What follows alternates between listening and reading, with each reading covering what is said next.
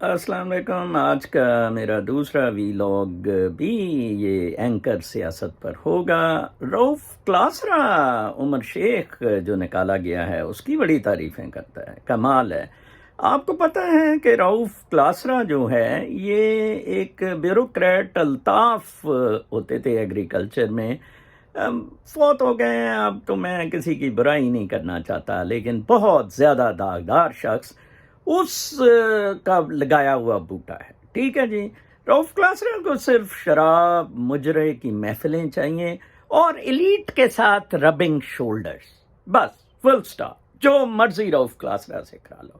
عمر شیخ کی تعریف میں پل باندھے، یہ جو سٹوری چل رہی ہے نا کہ کور کمانڈر نے کہا، اور جو وائرل ہوئی ہے سوشل میڈیا پر، اور جناب صاحب یہ 2 سی ایس پی افسر کو پرچہ کٹوا رہا تھا، 2 ایس پیوں کو پرچہ کٹا رہا تھا، بالکل غلط ہے۔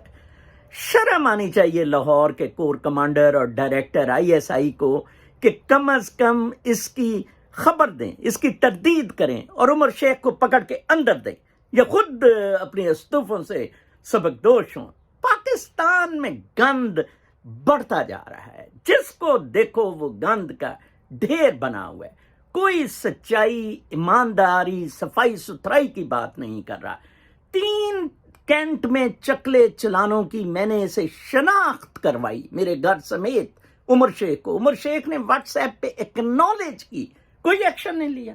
ہی از پارٹ آف دس چکلا گروپ، تو لہٰذا یہ ایک بہت بڑا فراڈ آپ کے ساتھ چل رہا ہے۔